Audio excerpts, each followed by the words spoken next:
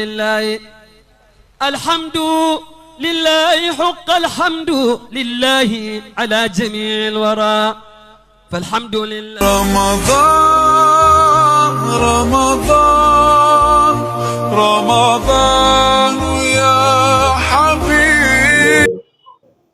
الحمد لله رب العالمين والصلاة والسلام على رسول الله صلى الله عليه وسلم. Alhamdulillah, après avoir remercié Allah subhanahu wa ta'ala, nous implorons Allah qu'il accorde sa paix et son salut au meilleur des créatures, Sayyid al-Wujud, Sayyid al-Rahim, Sayyidina Muhammad sallallahu alayhi wa sallam, comblé de ses grâces et de ses miséricordes à notre maître Abul Abbas, Malaya Cheikh Ahmad Tijani, Sharif Fajr, de récompenser pour nous le secret des rêves divines Abil Ishaq, Sahib al-Fayda Tijani, Maulana Cheikh Ibrahim Agnès, de récompenser pour nous notre prof en Allah, en Rasoul, en Cheikh Tijani, Maulana Cheikh Ibrahim, Kamil al-Asri, Moudou Zaman, Aïn Zaman, Khalifatullah fil Ard, Maulana Cheikh Ibn al-Khayri, wa nafina alayhi barakatihi. Allah récompense pour nous notre Père, notre guide, notre initiateur, celui-là qui nous a initiés en cette voie de miséricorde, celui-là qui nous a réveillés de notre mort spirituelle, Maulana Cheikh Ahmad Ndiaye. Allah l'accorde longue vie et santé et le maintien longtemps parmi nous, ainsi qu'au Khalif général de la Fayda Tijani, Cheikh Mahi Ibrahim Agnès, ainsi qu'à l'imam de la Khadara Cheikh Tijani Ali Sissé, ainsi qu'à toute la descendance de Maulana Cheikh Ibrahim, de Maulana Cheikh Tijani, de Rasulillahi sallallahu alayhi wa sallam, partout ils se trouvent dans le monde, qu'Allah les bénisse, qu'Allah les agrée, qu'Allah bénisse notre jaman, qu'Allah agrée notre jaman, qu'Allah élève notre jaman, Zahir wa batinan, fi dini wa dunya wa akhirati, partout ils se trouvent dans le monde et à travers les réseaux sociaux aussi, à cette bénédiction, tous ceux qui nous suivent, Inch'Allah Ta'ala, de près ou de loin, alhamdulillah, qu'Allah bénisse tout le monde, qu'Allah agrée tout le monde, qu'Allah nous accorde les mérites de ce livre béni. Nous allons continuer, Masha'Allah, les enseignements de Maulana Cheikh Ahmad Ndiaye sur son livre intitulé Fafiqhu ilallah, alhamdulillah. Aujourd'hui, nous allons venir sur le chapitre des Corans, des versets coraniques, Inch'Allah Ta'ala, faire le commentaire. Inch'Allah, avant ça, nous saluons le président de la Jama, Seydi Bakary Ismaoro, Inch'Allah, Seydi Adam Dambélé, Seydi Ali Zoré, Seydi Abdelaziz Traoré, Seydi Ahmed Ziao, notre mère Maman Orkia, alhamdulillah, et tous ceux qui nous suivent, alhamdulillah. Donc, Abdelaziz, il faut lire le verset et on va commenter, Inch'Allah. أعوذ بالله من الشيطان الرجيم بسم الله الرحمن الرحيم والصلاة والسلام على رسول الله. Nous sommes au chapitre des versets du Coran à la page 3. Allah le Très-Haut a dit: Allah est celui qui est élevé au degré le plus haut, possesseur du trône. Il envoie par son ordre l'esprit sur celui qui il veut parmi ses serviteurs, afin que celui-ci avertisse du jour de la rencontre. Allah le Très-Haut a dit: ô les croyants, craignez Allah, cherchez un intermédiaire pour vous rapprocher de lui et luttez pour sa cause. Peut-être serez-vous de ceux qui réussissent. C'est bon.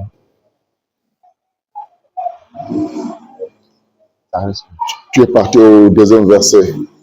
Oui, au deuxième verset. Tu lis le premier verset, tu laisses si on a fini. D'accord, donc le premier est fini. Alhamdulillah.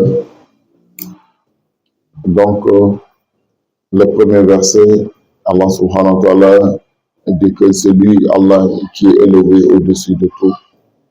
C'est lui qui est le propriétaire du trône. Et c'est lui, Allah subhanahu wa ta'ala, qui amène son esprit à qui il veut parmi ses serviteurs, afin que celui-là puisse avertir du jour du jugement dernier. Donc, Allah subhanahu wa ta'ala, il est au-dessus de tout. Il n'est égal à rien. Il est le maître suprême. Mais lui, Allah, C'est comme ça aussi, il choisit chaque époque un de ses serviteurs pour porter son esprit. L'Esprit Saint, on appelle Ruhul Qudsi. D'autres l'appellent Al-Haqiqatu Muhammadiyya, d'autres l'appellent Al-Duratul Baïda. Tellement c'est l'esprit d'Allah. Allah dit c'est son esprit, c'est l'Esprit Saint, on appelle Ruhul Qudsi.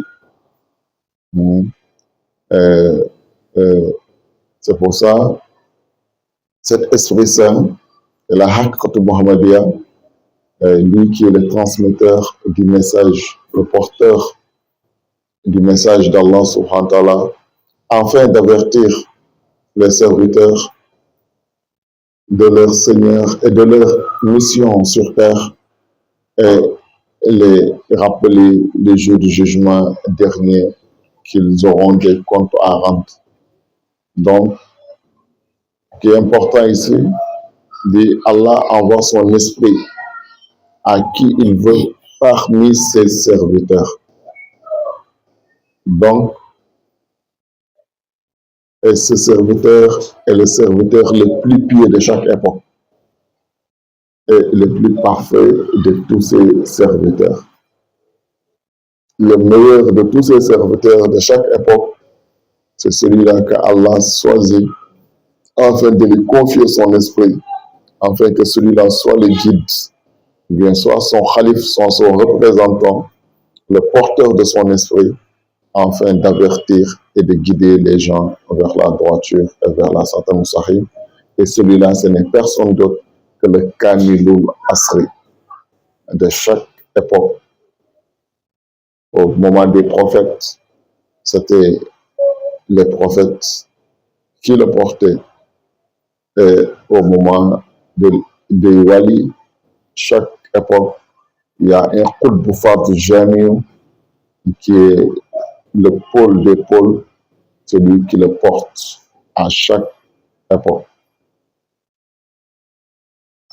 Et de la manière que dans la Nouboua, malgré que tous les prophètes l'ont porté, mais ils ont un maître suprême parmi tous ceux qui ont porté cette mission, cet esprit, qui est Sayyidina Muhammad sallallahu alayhi wa sallam, qui est leur imam, qui est leur maître à tous. C'est lui qui a clos cette station dans la Nouboua, dans la prophétie.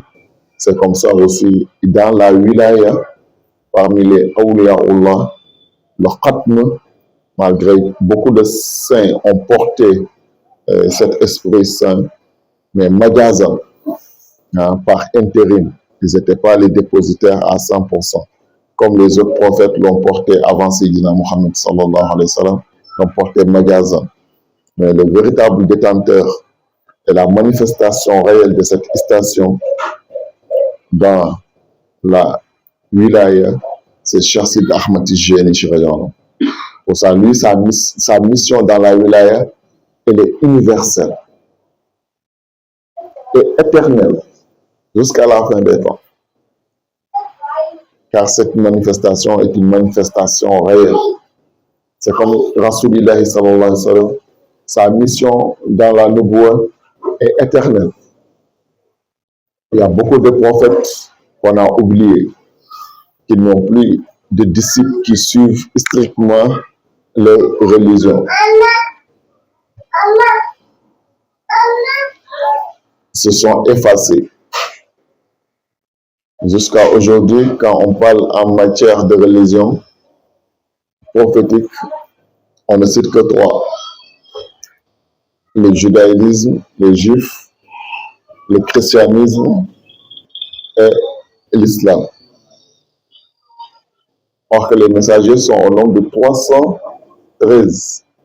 Et tous, ils ont enseigné des livres, ils avaient des adeptes, ils avaient des disciples, ils avaient des apôtres. Mais tout cela se sont effacés jusqu'à aujourd'hui. Il ne reste que trois. C'est comme ça que tu vas voir les trois là aussi vont s'effacer jusqu'à par finir. Il ne restera qu'une seule religion prophétique que les gens vont pratiquer et vont utiliser. C'est comme ça aussi parmi les tariqas, c'est comme ça que la tariqatul tijaniya finira par cuisiner toutes les voies, toutes les tariqas, et il ne restera qu'une seule voie, qui sera la tariqatul tijaniya, et qui va prédominer sur toutes les autres voies. Et aujourd'hui, on voit que c'est déjà chose faite, car la quintessence des voies de la tariqa, ce qui est quoi? Faire parvenir le disciple à Allah subhanahu wa ta'ala. Il n'y a pas un autre tariqa aujourd'hui qui fait parvenir ses disciples à Allah, à les accordant la marifatu billah, que la tariqatul tijaniya. Donc les autres tariqas ne seraient que par nom. Mais la quintessence n'y est pas. Le fait de faire parvenir les disciples à Allah subhanahu wa ta'ala, les accorder la marifatu billah. C'est comme les autres religions. Aujourd'hui, il ne reste que de nom. Mais pour certifier le monothéisme pur, le tawhid pur, le ikhlas pur, on ne peut l'obtenir que dans l'islam aujourd'hui. Et c'est comme ça aussi, dans le cercle de la khilafa, il y a des daïras qu'on appelle les contours. Il y a le contour de la nubuwa, il y a le contour de la wilaya et il y a le contour de la khilafa. Dans la khilafa aussi, Allah a eu des khulafas. Adam était parmi ces khulafas, il était le premier qu'Allah a annoncé comme son khalif sur terre. Il n'y a une khalifata. Donc, il y a des khulafas chaque époque. Mais tous ces khulafas-là, leur maître, celui qui a clos cette qatm-là, c'est Maulana Cheikh Ibrahim Niass, radiallahu ta'ala anhu. Il n'y aura pas quelqu'un qui sera au-dessus de lui. Et par sa fusion, sa faïda, c'est par ça, aujourd'hui, on obtient la marifatu billah. Dans la tariqatul tijaniya, Dieu peut t'aider à avoir l'ouverture spirituelle, le fatwa, comme Cheikh Tidiane a garanti ça à tous ses disciples. Même si tu n'es pas affilié à Cheikh Ibrahim Niass, tu peux avoir le Khadamul Oula. Et beaucoup l'obtiennent aujourd'hui avant leur mort. Ce sont des véritables disciples de Cheikh Tidiane. Ils respectent, avant de mourir, ils vont atteindre le Khadamul Oula. Il y a d'autres grands chours qui font des halwa, qui travaillent, qui demandent à Allah de les aider. Allah peut les aider jusqu'à ce qu'ils obtiennent le Hadamul Oula. L'ouverture spirituelle, le premier fait. Mais aujourd'hui, le seul que Allah subhanahu wa ta'ala a aidé à amener à la news, à la marifatu billah réelle, ce sont les disciples de Maulana Cheikh Ibrahim Niass. Et ça, la parfaite connaissance, science de la news aujourd'hui, lui aussi, il a déposé ça entre les mains de son khalif, qui est le Kamilul Asri, Modou Zaman, Aïn Zaman, Khalifatullah fil Ard, Maulana Cheikh Ibn Khayri, aujourd'hui. C'est pour ça, personne ne doute de la marifa des disciples de Maulana Cheikh Khayri. On n'en parle pas de Cheikh Khayri. Ça tous évite de discuter de la marifa avec les disciples de Cheikh Khayri, si tu n'es pas lié à lui. Il fait attention. Dès que tu parles de la marifa, ils vont te bloquer et ils vont te poser des questions où tu pourras pourtant sortir. Et tu risqueras de les rejoindre. Donc faites très attention, ne parlez pas de marifa à cela. Beaucoup de maîtres, ce qu'ils conseillent aux disciples. S'ils ne veulent pas faire des disciples, et ce qui est ici. Quand si vraiment les disciples, ce qu'ils cherchent, c'est Allah. Quand ils voient là où il peut avoir l'augmentation Allah subhanahu wa ta'ala, ils vont le suivre. Comme Maulana Cheikh Ibrahim l'a enseigné.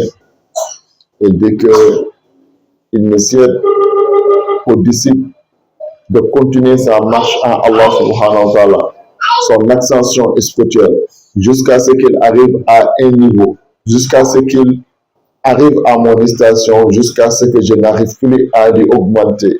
en Dieu et en ce moment illicite d'aller chercher un autre maître au-dessus de moi. Car Maulana Cheikh Haïdé commence cette parole de Cheikh Ibrahim, il dit que ça là c'est mustaqim, c'est impossible. Bah, il veut enseigner seulement qu'on ne doit jamais s'arrêter. Car il est impossible d'atteindre Cheikh Ibrahim Niass à son niveau et à son degré de marifatou billah jusqu'à aller voir un autre maître qui est au-dessus de lui. Donc ça veut dire qu'on ne doit jamais s'arrêter dans la marche et dans la connaissance d'Allah subhanahu wa ta'ala. Donc, bismillah, on va passer au verset suivant. Allah le Très-Haut a dit, ô les croyants, craignez Allah, cherchez un intermédiaire pour vous rapprocher de lui et luttez pour sa cause. Peut-être serez-vous de ceux qui réussissent. Donc, voilà, Allah subhanahu wa ta'ala a dit, ô vous les croyants. Il n'a pas dit, ô vous les humains. Il n'a pas dit, ô vous les musulmans. Il a dit, ô vous les croyants. Il parle de la mahamatul iman, des croyants. Pour ça, Allah s'adresse aux deux d'intelligents. Chaque parole a des personnes à qui c'est déterminé.